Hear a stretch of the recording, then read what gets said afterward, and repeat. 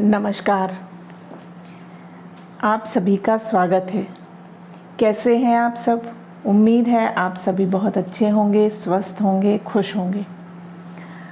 हमने social group work क्या होता है, सोशल ग्रुप वर्क के प्रिंसिपल्स, सोशल ग्रुप वर्क के एलिमेंट्स, सोशल ग्रुप वर्कर के स्किल्स और उनके रोल्स के बारे में पढ़ा है। आज हम समझेंगे सामूहिक समाज कार्य के प्रारूप यानी सोशल ग्रुप वर्क के मॉडल्स के बारे में। सोशल ग्रुप वर्क में बहुत अलग अलग मान्यताएं हैं, अलग डिफरेंट वैल्यूज़ पे वो काम करते हैं, एजम्पशंस हैं और कार्यकर्ता की जो वर्कर होता है, सोशल ग्रुप वर्कर होता है, उसकी कुछ रोल्स होते हैं। इन्हीं के बेसिस पे मतलब एजम्पशंस, वैल्यूज़ और रोल्स के बेसिस पे सोशल ग्रुप वर्क के कुछ मॉडल्स तैयार किए गए हैं। कुछ मॉडल्स हम समझते हैं जिनको आधार मानकर एक ग्रुप वर्कर काम करता है, या यूँ कहें कि कुछ डिफरेंट जो काम किए जाते हैं ग्रुप वर्क के लिए, उनको हम 4 भागों में, 4 मॉडल्स में डिवाइड कर देते हैं। इन्हीं को अपनाकर सोशल वर्कर काम करता है ग्रुप के लिए। तो आइए समझते हैं कौन कौन से होते हैं। पहला है चिकित्सा प्रारूप मतलब रेमेडियल मॉडल। सेकंड है चिंतन प्रारूप मतलब रेसिप्रोकल या मेडिटेटिंग मॉडल। नेक्स्ट है विकासात्मक प्रारूप यानी डेवलपमेंटल मॉडल। नेक्स्ट है सामाजिक लक्ष्य प्रारूप यानी सोशल गोल मॉडल। ये 4 प्रारूप हैं, ये 4 मॉडल्स हैं जिनके बेसिस पे एक सोशल वर्कर, एक सोशल ग्रुप वर्कर ग्रुप के लिए काम करता है। तो इनको डिटेल में हम लोग समझते हैं। सबसे पहला क्या है? सबसे पहला है चिकित्सा प्रारूप रेमेडियल मॉडल। चिकित्सा प्रारूप की एक महत्वपूर्ण जो पॉइंट है वो ये है कि ये व्यवहार में परिवर्तन लाता है, बिहेवियरल चेंज लाता है व्यक्ति के। क्योंकि कई बार जो समस्याएं होती हैं ग्रुप में, जो व्यक्ति हैं उनके अलग अलग समस्याएं होती हैं और कई समस्याएं ऐसी होती हैं जो व्यवहार से रिलेटेड होती हैं, जो आदतों से रिलेटेड होती हैं।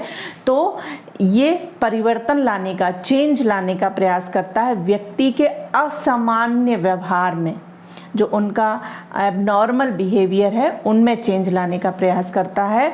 इसी के साथ साथ क्या करता है, जो व्यक्ति की क्षमताएं हैं, उनके जो कौशल हैं, जो कुशलताएं हैं, एबिलिटी है, कैपेसिटी है, स्किल्स हैं, और उनमें उनको उभारने का, उनका विकास करने का कार्य करता है। और इसके साथ ही साथ क्या करता है, सामाजिक सामंजस्य, सोशल एडजस्टमेंट करने में सहायता प्रदान करता है। क्योंकि कई बार व्यक्ति एडजस्ट नहीं कर पाता, तो सोशल ग्रुप वर्कर उसमें हेल्प करता है व्यक्ति की शारीरिक, व्यक्ति की शारीरिक, मानसिक, सामाजिक जो भी समस्याएं हैं, अगर व्यक्ति इन तीनों चीज़ों से यानी शारीरिक, मानसिक, सामाजिक समस्याओं से ग्रसित है, सेवार्थी इन समस्याओं से ग्रसित है, तो उसकी संपूर्ण रूप से उनकी सहायता करता है और उनको सहायता पहुंचाने में ये एक बहुत महत्वपूर्ण रोल प्ले करता है व्यक्ति की समस्याओं को दूर करने में। और इसके साथ ही साथ अगर कोई व्यक्ति चिंता में है, तनाव में है, टेंशन है, व्यक्ति टेंशन में रहता है, तनाव में रहता है, तो क्या होता है, वो समाज से कनेक्ट नहीं हो पाता है, कहीं ना कहीं दूर हो जाता है क्योंकि अकेले में रहना चाहता है। तो सोशल ग्रुप वर्क यहाँ पे बहुत महत्वपूर्ण भूमिका अदा करता है कि वो उनके चिंता को, उनके तनाव को दूर करके समाज के मुख्य धारा से जोड़ने का प्रयास करता है, उनको समाज के मुख्य धारा में शामिल करने का प्रयास करता है। और उनका चिकित्सात्मक रूप से, इसको चिकित्सा प्रारूप क्यों कहा गया है, क्योंकि चिकित्सात्मक रूप से उन समस्याओं का निराकरण करने का प्रयास करता है।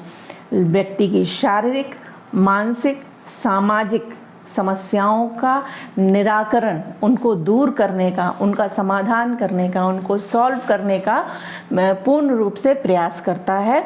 और इस चिकित्सात्मक प्रारूप का सबसे महत्वपूर्ण उद्देश्य यही है कि लोगों की जो मानसिक समस्याएं हैं, जो शारीरिक समस्याएं हैं, जो सामाजिक समस्याएं हैं और उन एडजस्ट करने में जो असमर्थ होते हैं व्यक्ति, उन्हीं को दूर करना इस प्रारूप का, चिकित्सात्मक प्रारूप या रेमेडियल मॉडल का सबसे महत्वपूर्ण उद्देश्य होता है। तो ये है चिकित्सात्मक प्रारूप या रेमेडियल मॉडल।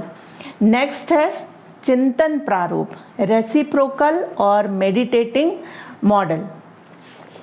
चिंतन मतलब मेडिटेशन हम लोग बोलते हैं ना, ध्यान करना। तो ये जो प्रारूप है, ये जो मॉडल है वो ध्यान पर केंद्र है। इसका केंद्र बिंदु जो है वो ध्यान है।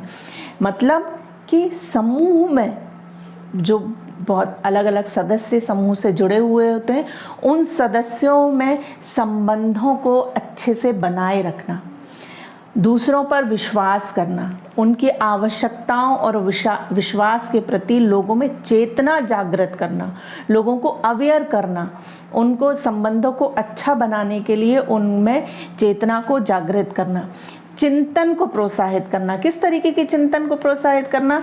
कि हमें अपना विकास करना है, हमें जो समूह की आवश्यकताएं हैं, जो समूह के उद्देश्य हैं, उनको पूरा करने के प्रति ध्यान हमको रखना है। हमारी सबकी सहायता हो, किसी एक व्यक्ति का भला ना हो, समूह में जितने भी लोग हैं उन सभी का भला हो। मतलब लोग एकता के सूत्र में बंधे रहें, इस तरीके की उनको चेतना जागृत करना, उनके मन में चेतना उत्पन्न करना। या मतलब एक तरीके से आध्यात्मवाद या संबंधों पर इसमें ध्यान दिया गया है कि जो समूह की आवश्यकताएं हैं, जो समूह के उद्देश्य हैं, संबंधों को अच्छे से बनाना, इसके प्रति लोगों में जागृत करना, लोगों को अवेयर करना, लोगों को जागरूक करना। तो चिंतन प्रारूप ये हो गया, चिंतन प्रारूप या रेसिप्रोकल और मेडिटेटिंग मॉडल।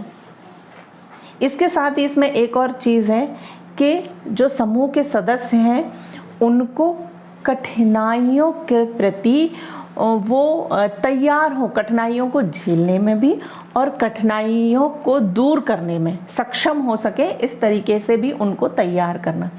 तो ये आपका हो गया चिंतन प्रारूप। नेक्स्ट है विकासात्मक प्रारूप, डेवलपमेंटल मॉडल।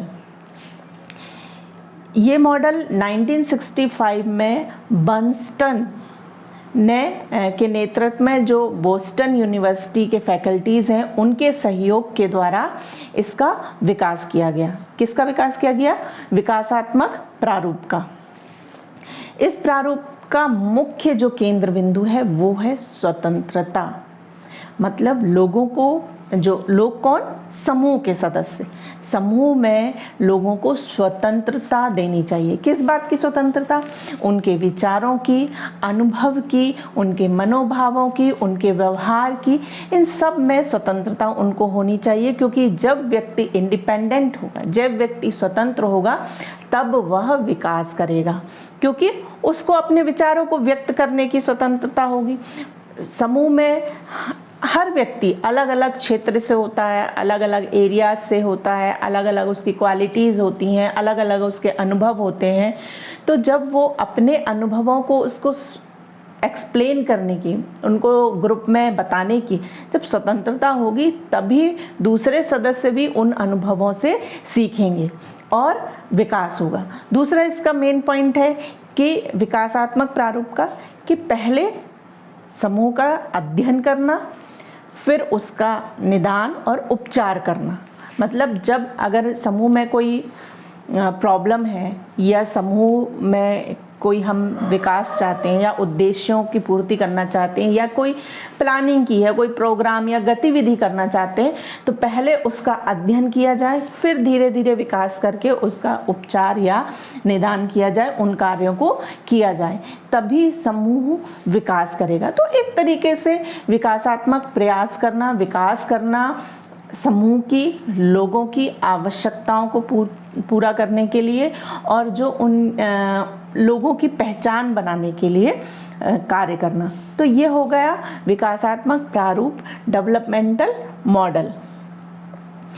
नेक्स्ट और लास्ट है सामाजिक लक्ष्य प्रारूप, सोशल गोल मॉडल। इस प्रारूप की जो कॉन्सेप्ट है वो मुख्यतः किस पर आधारित है?